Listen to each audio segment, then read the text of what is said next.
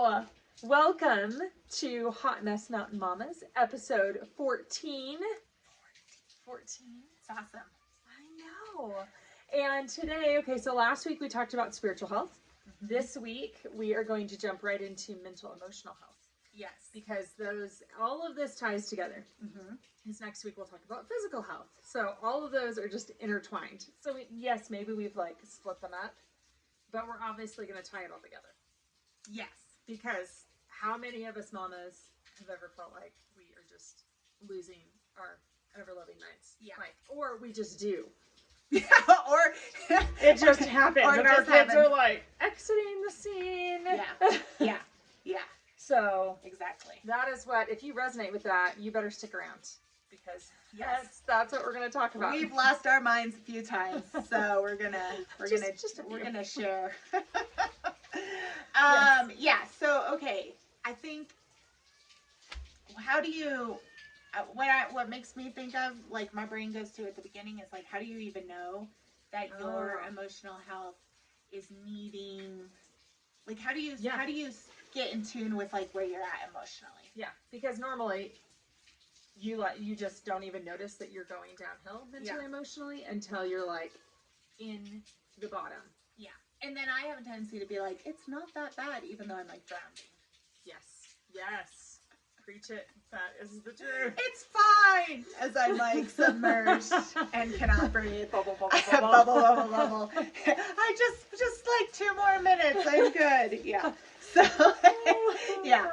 So I think recognizing when maybe we're not in a great, healthy place, and then how do we do that? So how do you recognize if maybe you're okay, my emotional health is needing some attention? Yeah.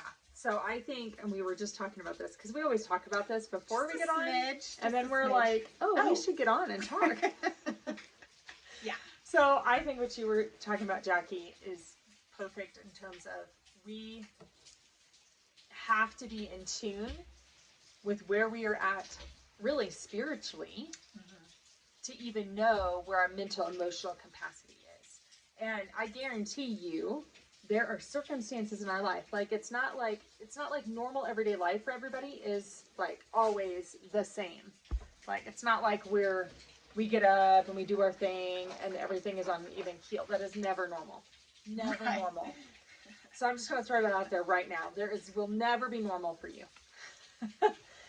And so I think recognizing and taking that time to really analyze, you can tell whenever there's a little bit of a twinge. If you slow down enough, you can tell, there is sometimes a little bit of a twinge, whether that, for me, that's irritability, or I'm extra sad that day, or it manifests for me as extra tired. I will roll out of bed, and I could have a fantastic night of sleep, 9 hours, slept so hard, but I will roll out of bed, and I'll be I am exhausted. I just don't know if I can face this day. Yes. And that's a sign for me. That's a great ding. Hey, I think there's something going on mentally and emotionally. And a lot of times it's tied to the fact that I have not connected with Jesus. So they are connected. They okay, so if you have a random day where you're tired, is that a red flag for you? Or are you talking more is it a certain kind of tiredness, or is it a series of days where you're oh yeah, I'm struggling? It typically is a series of days. And it's like you were saying, it's not just I wake up and I'm I'm just exhausted. It's almost like a depressive exhaustion. Yeah. Which I've had a season of several months, not compared to anything that I'm sure you've experienced, or I know our listeners have experienced. But I know that I have experienced a several month season where I got up and that's how I felt for several months. I would get up and I would get time with Jesus, but I would still be locking myself in my closet. I would literally go into my closet in the dark. And shut out the world, my kids. And part of it was I was hiding from my children. Yeah, I was at 5:30 in the morning. The adult version of putting the blanket over your head. My kids will just be I don't want to today. I think it was my mom who told me about her mom or her grandmother, somebody, they always knew to not talk to her because she would go and she'd sit in her chair and she'd put her apron over her head. And they were all like, okay. I've just decided I need to bring back the apron. The apron, I know. I was just thinking that too. We're just gonna watch out. There's gonna be a reel. Yeah. Talking about signs, this is your sign. This is your to sign. leave me the heck alone. Okay. Yeah. Back off. Yeah. No, I think that's awesome. I can relate to the irritability. Mm-hmm. And kind of depressive mood, because I think my default is to be a little bit happier. Yeah. But I definitely have pretty significant mood struggles. And so I will feel like everything is overwhelming to me. Yep. Like it's too much.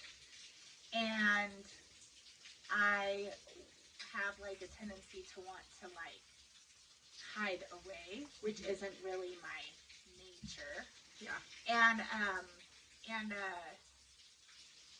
yeah, like you know, it's really funny. I haven't actually done it, but I've thought of it many times. Yes. My closet. So we have an A-frame house, and you know we have closets on the frame, and I'm always like, that's like a cave back there. If I didn't have a bunch of junk in there, I could just crawl into my cave. Ours is like that too. It's in like yeah. Oh yeah, yeah. So there's that of like I just want to hide away from the world, which isn't my natural way of processing life. So I know I'm struggling if that's like what I want to do. Yep. And then I know things are too overwhelming for me if I start to like think in my head scenarios where I could get out of some of the things without actually having to like be responsible for that. Yes. Like, this is kind of an extreme, but I won't say it hasn't crossed my mind. If I get in a car wreck on my way home, but not die, I won't have to do the things that are on my plate that are overwhelming me. Like, yeah, maybe if I'll I get the sick, flu. then I'm like, why would I want to get sick? But nobody could argue with me that I clearly can't handle this. Because I think like I come off as such a like a positive, happy person, and I don't necessarily present to the whole world. It's not like I'm hiding it or I'm putting on a front, but it's just not in my nature to want to be like, oh, just so you know, I'm having a crappy day. I know, yeah. Like, you know, I just don't. That's where we are like. Yeah. Is a lot of times similar. you and I both are like, yeah. oh, it'll be okay. It's all gonna work out. And then, and so I don't necessarily, and then if I am feeling that way, then I don't go out. So like people don't see that side of me very often, unless they come to me or they just happen to like cross my path. So then I feel like people don't, if I say like, oh, I'm having a mental health day, they're like, what? Like, what are you talking about? Weirdo. You're such a happy person. Like you don't know what a mental health day is. And so it's like, I think I have to justify in some ways saying like, oh, this is too much for me. Yeah. And so when I start to have that internal struggle, then that's like a clue for me. Yep. And I do get more tired. And then I also want to eat all of the things. Oh, this is how I know I completely forgot about that one. All the sugar, all the chocolate, all the bread and butter. Yes. Oh, yeah. Bread with, I'm dairy free, but, you know, butter tasting whatever. Something. Olive oil, seasoned olive oil. Yeah, some like, but yeah, just like eat all the things. And then that's also a clue that's a clue to me that I'm feeding whatever my struggle is. Yep. Instead of taking it to Jesus. So it's like, I think multiple things start to happen, but I can feel, so now because I've had seasons of like clinical depression and anxiety, I start to recognize, like I'm like a little more aware of like where I'm at emotionally.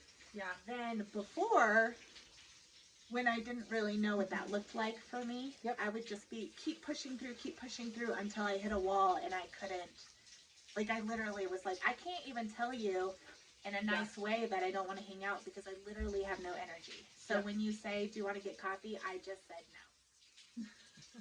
no. Which for some personality of your friends, I'd be like, oh, what did I do? Yeah. So, me, I'd be like, oh, okay. There were definitely some people that were like, oh. And you could see they immediately thought that, like, I don't like them or something. Right? Yes. Yeah. And then there were people who were like, okay, when you're ready. But, you know, I would like to let people down easily and be like, hey, like, I just have too much on my plate. Can we catch up another time? Yeah. Like, and I literally had no energy for all of that extra. Yep. To even process through the extra. Yeah, so it was like, okay, all these things start to come up. Yeah. So what are some tools that you have started utilizing? Because you have communicated that it's like that's what you used to do. Yeah. So now what do you do now? That is good. Oh, here's just one more I want to throw out there. Okay. I'm sure people could relate a little bit. But my thought processes start to get they start to spiral. Mm-hmm. They get really, like, I get in my head, stuck in my head, kind of with negativity and, like, just craziness. Yep. So anyway. Okay, so I have noticed, too, that this is when I will start to even lash out at my husband. And become nitpicky towards him. Yeah. Well, I'm definitely more irritable in general, probably with everyone. But I think my kids and my husband are the ones that I feel like I can be like, and get away with it. And get away with it. Other people, I'm like, I would like to stab you in the eyes with daggers, but I won't. And also, I'll be like, okay. I'm just going to choose to walk away. Walking away now. Yeah, but like I think with family, you feel like you can be a little more like snappy. Well, you also can't necessarily get away from your family. Right. True. Good point. I think that also kind of pushes you towards the edge a little bit more with your families because you can only lock yourself in the closet for so long. And then they're like, Mom? Exactly. Becca, where are you? I'm hungry. Yeah, I'm hungry. What's going on? Where are you? Yes, 24 hours. Yeah. I do like want to escape too. I think that's a really big pull for me into something.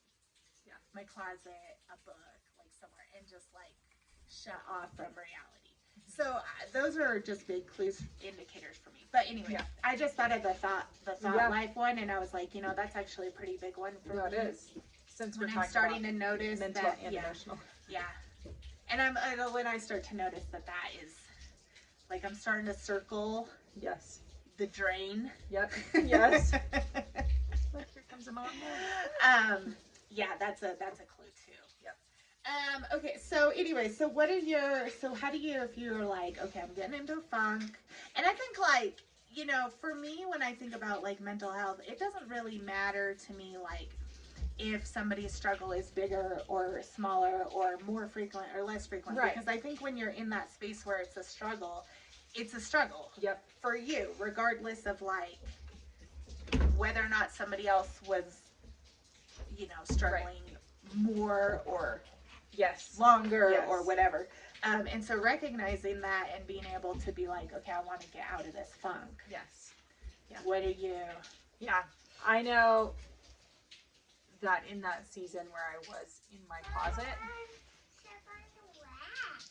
Sit on your lap? You want to sit on my lap?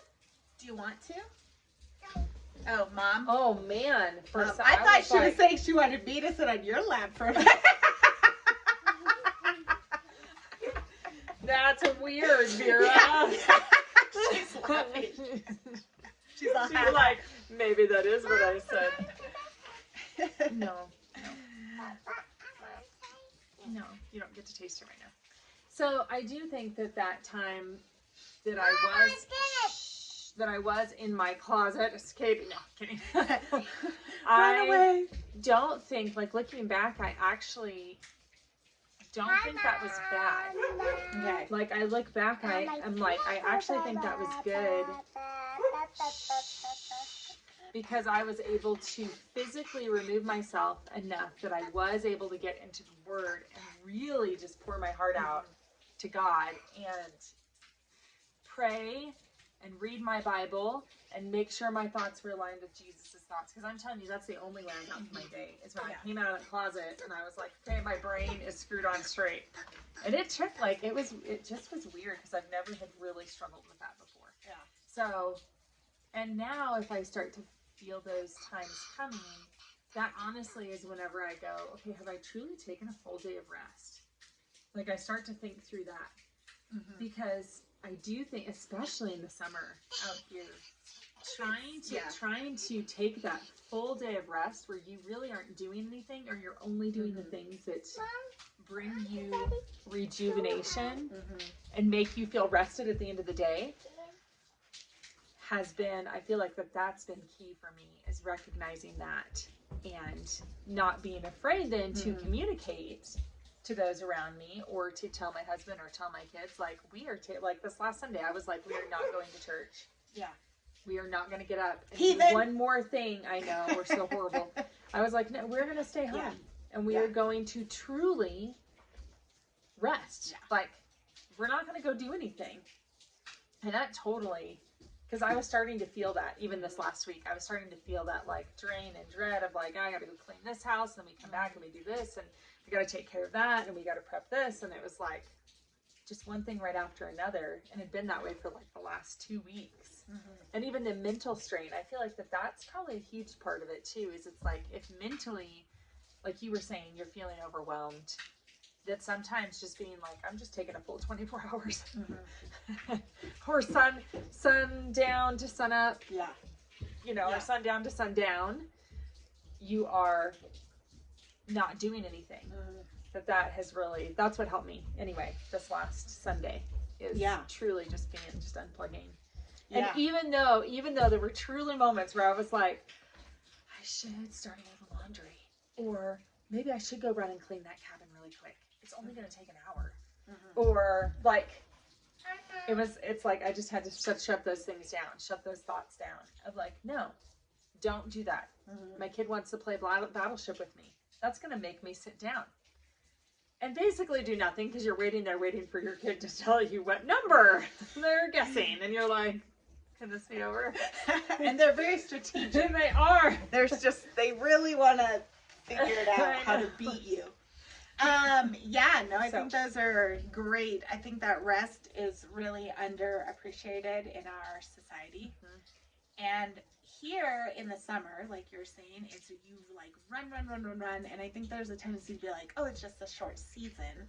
Yeah. And it is a short season. But when you get to the end of 3 or 4 months, like you're so, I think. Yeah, come here. Oh. You want me to sit on your lap? I don't think that's a good idea. I'll smash you. You'll just squish like a bug. You can come here though. She just looked you up and down. She's like, she was like, your friend is. Yeah. I bet you love that. She's like, your friend is crazy. She is. That's right. Yeah. Yeah. I'm not your mom. No. I have my own kids. They're over there. Sadie's here. Did you know Sadie's here? No, she's playing in the house, I think. You could go play with them. Yeah. No. That is playing Minecraft. Okay. Oh, they're playing Minecraft. Okay. All right. So. Anyway. Yeah. So I think. I think those are good things. I think that mental rest is really important, mental and physical. Yeah. Because I think here, especially in the summer, both things get strained. Because you're trying to figure out how to fit it all in, and how to do this and how to do that, and how to be here, there, and everywhere else at the same time. Vera. And then, but then physically a lot of like the cleaning the houses or like if you're working at a restaurant or that's a physical amount of. Yeah. And then if you have family that you come home to, then you're like, oh my goodness, like the day doesn't end. Yep. And I think a lot of people, even if you don't live here, can relate to just kind of rat race. And here, I think there's seasons like in the winter, things are quieter. But I think there's people that they don't have that quiet season. Yeah. So then it's like it's constant. True. Yeah. And you have to make that a priority. Yeah. It's like right now I'm totally craving winter. Yeah. Yeah. I know. Look we have a rainbow. I don't know if they can't see it, but we have a rainbow over there. Can you see it? No? Maybe? I don't know. Maybe not, but it sure is. Oh, there it is. There it is. There it is. Awesome. Because it's raining today. There. Little rainbow. Sweet. Funness. Oh wow, and it just lit up our background too. We're dark, but you just want to see the mountains. Yeah, you just want to see the mountains. Like 2 weeks ago when we were blinded by the light. It's right over there, sweetie. So anyway, That hill. I think that coming back to just how to handle that. So getting quiet, renewing our minds, like getting into God's word, praying, trying to renew, praising and worshiping is really a big thing, I think, for renewing my mind. Yep. Because I usually, when I'm also in that space, I don't want to do that. And then that's a good indicator too. And then, I think I also don't want to say that like maybe counseling or medications don't have a place. Because I think sometimes when you're at a place where like you need a little more help, and that's okay too. Yep. And that is, I think, especially in the Christian world, though it might be changing. I think it's kind of like, well, you just haven't prayed hard enough. Yeah. And there are some things that you are like, yes, I think sometimes God can really heal people emotionally and mentally, but I think that sometimes He has us walk through things also. Yep. Yep. And it's okay to treat like a chemical imbalance, as like properly. Yes. With all of the pieces that need. But like for me, my body, my physical and my emotional and my spiritual are all tied. I mean, all of us, but like they're all tied together. Yes. I recognize that now when I think there were times where it's like I knew, but I didn't really I didn't know to the extent.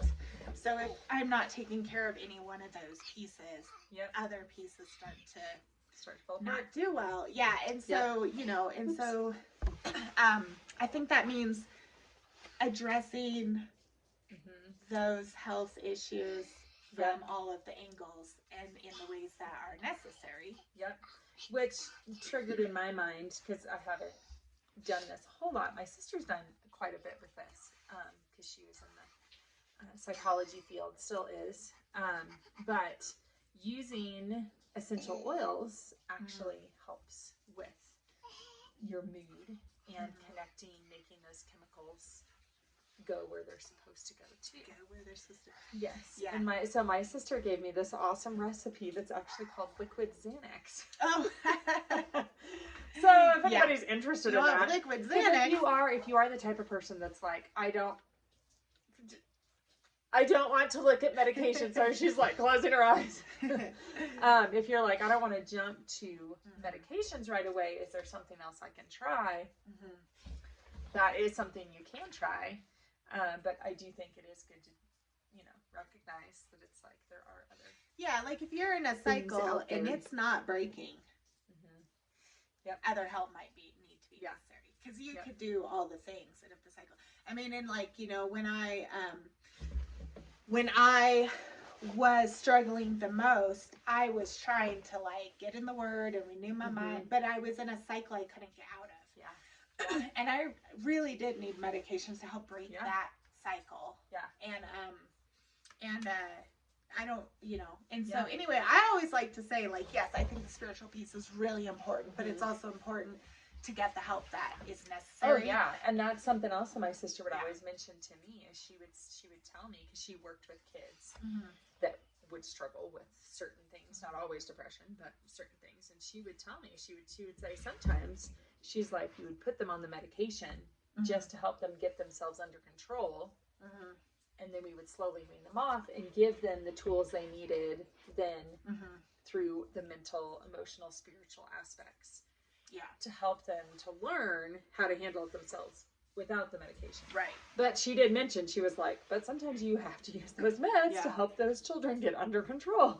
Well, and I feel would be the same. Right, exactly. And I've done meds and not meds. And I have discovered that I feel the most balanced when I have a low dose kind of ongoing of anti-anxiety and anti-depression. So I have, and that's not like something I normally am like, just so everyone knows, I'm on medications. Like, I'm not announcing it everywhere I go. Jacqi. Everyone, we can't do this anymore. Because I've gone both planes and I've tried to find, like, I don't need a high dose to stay healthy, but I feel like I need, like, it, and I can live without it, but I feel like I am able to stay on top of my moods a little more easily if I have just enough to kind of take off that edge so I don't spiral. And it's like, and about that is, you know, and that really comes down to, like, listening to your body, listening to your mind, being in touch with the Lord. That sounded really like, but you know, like, you know, taking care of your spirit, taking care of your body, taking care of your soul. And exercise is a huge part of that for me also, but we're going to talk about that next week. Because it's also big for me too. Yeah, and both of us, we're totally out of time, but both of us have done a lot of things, like eating better, taking care of our bodies physically, and also trying to address the spiritual aspect of our health, and like coming at our health as moms from all three sides. Which I think is important. Absolutely. So anyway, all right. Where so can next we find you, Jacqi? Oh yes, Jacqi Cambish on Instagram and Jacqi Cambish Faith and Family micro blog. I did it! I remembered on Facebook, and of course we are also posting videos to YouTube. Hot Mess Mountain Mamas. Becca, where can we find you? I am at Becca Maria EOs on all those. You're hiding. platforms. You're over here behind the little behind the baby. Behind the baby. I guess she's not really a baby. Baby is I'm a baby, or Your- I have your my baby baby is is yours? mine. My baby is mine. Yes. My baby is mine. It's true. Mama's baby is when I be a baby. I'm bigger with this stone. You That's are. right. Yes. That's right. And we're going to talk about that physical strength. Yes. Next Next week. week. That's right. Thank you guys for joining us. Have a great day.